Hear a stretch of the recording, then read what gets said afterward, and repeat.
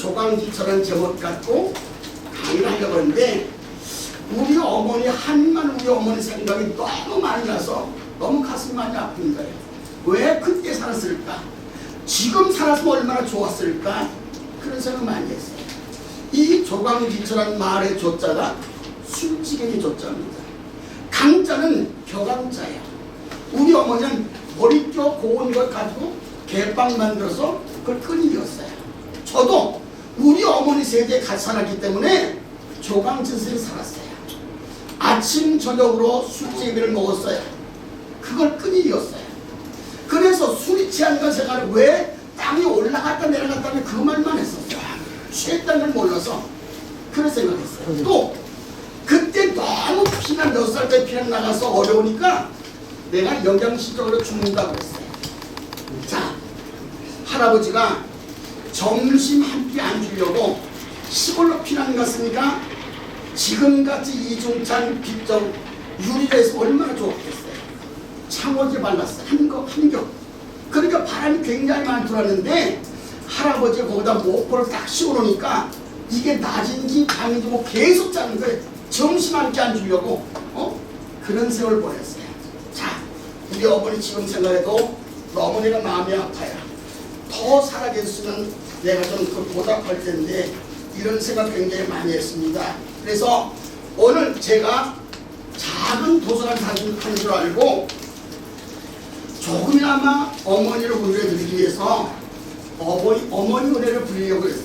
그래서 저는 못하니까 옥쟁반의 옥구슬을 굴러가는 소리를 하시는 우리 이종식 교수님한테 좀 해달라고 제가 듣겠다고 그래도 상황이 그게 안 됐어요. 안 되면 바뀌었어요. 그래서 오늘 우리 어머니 세대를 생각하면서 1절과 마지막 절만 하겠습니다. 너무 많은 시간 단계상 1절과 마지막 절 유인물 맨 뒷면에 있습니다. 우리 같이 어머니 세대 한번 생각하면서 큰 소리를 부르겠습니다. 1절과 3절입니다. 같이 합니다. 나 실제 괴로움 다 잊으시고 기르실 때 밤낮으로 애쓰는 마음 큰 자리 마른 자리 가라니시며 손발이 닳도록 고생하시네. 하늘 아래 그 못이 넓다리요. 어머님의 은혜는 어디없어라. 사람의 마음속에 온가지 소원 어머니의 마음속에 오직 한 가지 아낌없이 일생을 자식 위하여 살과 별을 깎아서 얻는 마음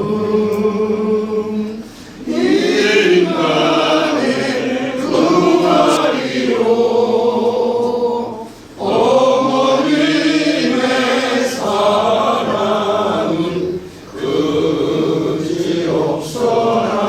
그지없어라. 제가 6살 때 피난을 나갔어요. 우리 어머니는 머리에 이고 내 동생을 업고 그렇게 피난을 같이 나갔어요. 굉장히 눈보라 많이 쳤어요. 그런데도 힘들다는 말을 하지 않고 총알이 빗방울이 쏟아져도 어번 어린아이 절대 짐이라고 생각하지 않고 내려놓지 않으셨어요. 우리 어머니 손이 항상 보면 많이 갈라졌어요. 얼마나 일을 많이 하셨는지. 자, 그래서 너무 지금 생각하면 마음이 아프고 제가 통일로 추모공원에 모셨는데 일주일에 꼭 한 번씩 제가 가봅니다. 그리고 대화를 좀 많이 해요. 못한 거, 잘못한 거, 어머니한테 대들었던 모든 것들, 이런 거 얘기하며 지금도 갑니다. 힘들고 어려울 때 더 많이 갑니다. 자, 그래서 오늘 제목이 여러분 잘 아시는 그대로 조강지처. 자, 이 말은 어디서 나왔느냐? 중국의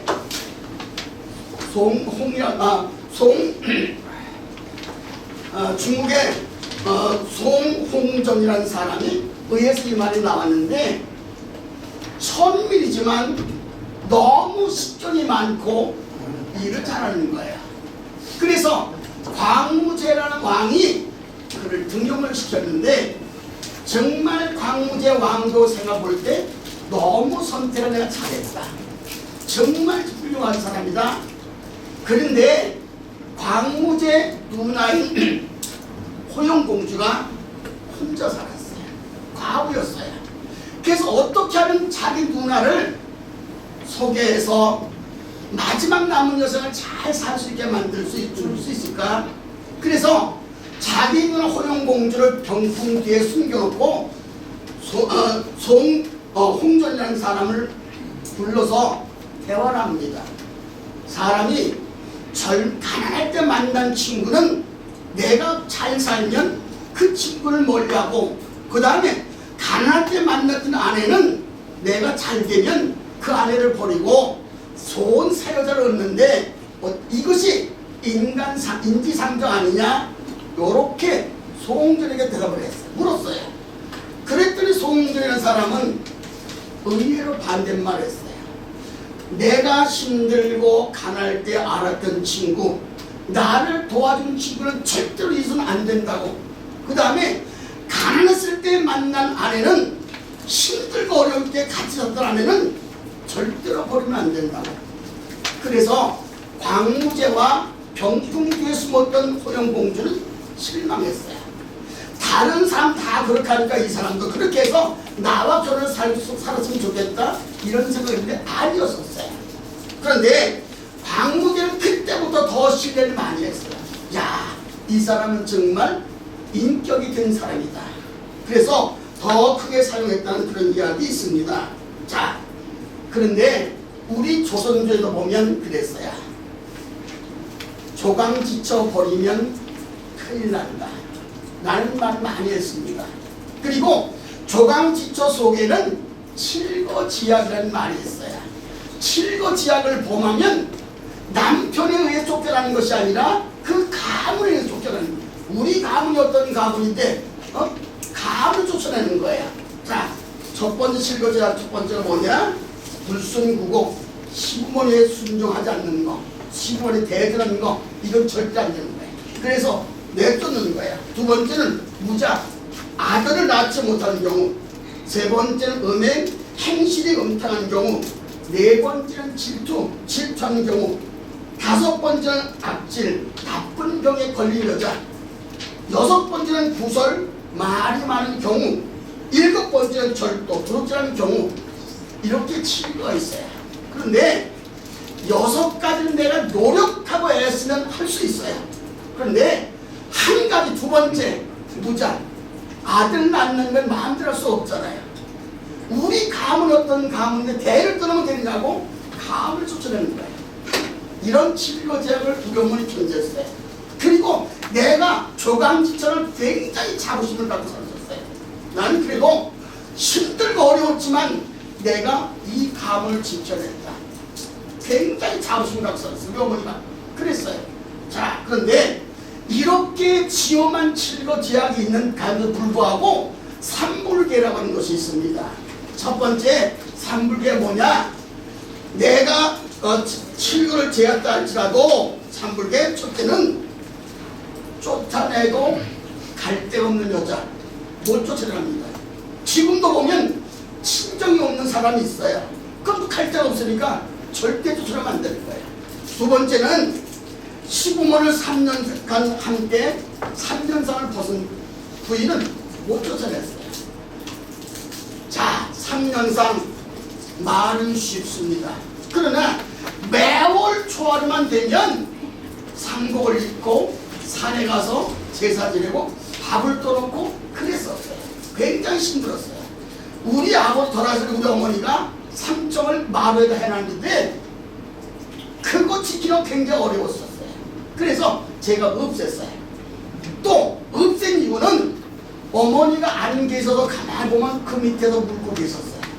그게 싫어서 내가 아예 없애버렸어요. 그때부터 안 하시더라고요. 세 번째는 뭐냐? 시집 와서 제사를 많이 불리는 경우 피난 갔을 때 얼마나 힘들었어요. 정말 우리 할아버지가 얼마나 지독하셨는지 여름에 쌀 농사지만 쌀 찌어서 그거 다 팔아서 보리쌀로 사다 큰일 이었어요. 남는 거 또 땅을 샀어요. 그래서 굉장히 힘들고 어렵게 사셨어요. 그래서 항상 어머니 생각하면 다 마찬가지지만 이제 눈물이 앞을 가려요. 그래서 저는 매년 5월 8일 어버이 주일 때는 이 어버이 은혜를 우리 교회에 꼭 불러요. 지난번에도 우리 송 원장님께서 아리랑에 대해서 강의를 주셨어요. 아리랑에 대해서 미국과 캐나다에서는 즐겨 부른 찬송 18번지가 228장 아리랑입니다. 우리는 유교 때문에 못 부르게 하지만 저는 그래도 우리 교회에서 매년 5월 8일이면 8일날 어버이 주일 때는 어버이 은혜를 불러요. 그러면 모든 사람들의 마음이 다 심각해져요. 자, 내가 군대 갔을 때 새벽 점호칠 때 고향에 대한 묵념을 하면 어떻게 해서 자기 고향이라는 쪽을 보려고 딱 소송을 부르고 어머니 부르면 눈시울 도 없잖아요. 한 사람도 없었어요. 그렇게 집에서 속색이고 막 그랬어도 막상 어머니가 떨어지니까 그렇게 불렀어요. 이런 생각 지금도 굉장히 많이 납니다. 자, 우리가 잘 아는 방질 목사님이 104세에 소천하셨어요. 그런데 92살 된 노인 원로 목사님이 어떻게 하면 저렇게 건강 오래 살 수 있을까? 그분도 오래 사는데 어떻게 하면 저분처럼 오래 살 수 있을까? 자문을 구하기 위해서 방질 목사님을 찾아갔어요. 그러면서 먼저 자기를 소개합니다. 목사님, 저는 9호선 2번 출구입니다. 이렇게 소개를 했어요. 92살이라는 말이죠. 그러니까 방질 목사님 쳐다보면서 하신 말씀이 그랬어요. 연병을 왜 10호선을 없는 거야? 자기 10호선 4번 출구입니다. 그래야 되는데 10호선이 없잖아요. 그런 게, 그래서 저는 야, 나이는 들어서도 유머는 살아있구나. 제가 그런 생각했습니다. 그죠? 아까 처음에 내가 말씀드린 것처럼 서로 상대방과 이야기할 수 있다면 그분은 반드시 성공한 분이고 행복한 분입니다. 지금도 우리가 몰라서 그렇지 대화의 상대가 없는 사람들이 굉장히 많이 있어요. 어떻든 간 많은 대화를 하시기 바랍니다. 저는 그래서 이런 모임에 있으면 절대로 저는 말 안 합니다. 왜? 여러 어른들의 말을 저는 많이 귀담아 들어야 돼요. 그래서 다음 주일날 설교할 때 꼭 써먹어야 돼요. 아, 그러면 우리 교인들 그래요. 야, 우리 목사님처럼 다 하신다고, 어디서 들으시냐고, 어디서 공부하셨냐고 이렇게 놀래요. 어쨌든 간 좋은 얘기 많이 드셔서 항상 마음의 기쁨과 즐거운 일은 모두가 다 주시기 바랍니다. 제가 위대하고 성공한 사람들 뒷면에는, 요 뒷면에 보면 4페이지에 보면 그 말이 있어요. 자, 우리가 잘 아는 아브라함 링컨 미국 16대 대통령입니다. 노엘 해방시로 남북전쟁을 일으켰던 분이 아브라함 링컨입니다. 이 링컨이 그만큼 훌륭하게 큰 것은 어머니 덕분이었어요. 낸시 어머니가 항상 기도할 때 이렇게 기도했어요. 하나님, 9살 아들에게 물려줄 것이 이 낡은 성경 한 번밖에 없습니다. 아들에게 물려줄 이 성경 한 번밖에 없습니다. 내 아들이 훌륭한 사람 되기 이전에, 좋은 사람 되기 이전에 성경을 많이 읽는 사람 됐으면 좋겠습니다. 이렇게 늘 기도했어요. 그리고 남북전쟁 당시에 위기에 처했을 때 부하 가서 물었어요. 가 빨리 피하십시오. 그랬더니 아브라함 링컨이 이렇게 이야기했어. 그한테 얘기했어. 기다려, 내가 지금 기도하고 있는 중이야. 자, 끝내 승리하잖아요. 이제 북군의 그랜트 장군이 머리가 너무 아파서 움직일 수가 없이 아팠었어요. 근데 그 수하가 와서 한 말이 그랬어요. 장군님, 남군의 리 장군이 항복하러 왔습니다. 그 말을 듣자마자 머리가 싹가졌어요. 사람의 마음은 그렇게 간사해요. 자, 내가 어떤 마음을 먹고에 따라서 우리의 삶이 달라질 수 있다고 하니까, 자, 저는 지금 항상 나에게 자문자답합니다. 그래, 내가 목사가 안 돼서 무엇이 됐을까? 자문자답합니다. 그러면 나는 이렇게 대답해요. 나는 목사가 안 됐으면 시인 됐을 것이다. 이유는 국민학교 때부터 배운 시를 30년 이상 알고 있으니까 시인 됐을 것이다. 그러면 시인이 안 돼서 뭐가 됐을 것이냐? 6살 때 피난 나갔어요. 그때는 에덴 동산이었어요. 그저 입을 것도 없었어요.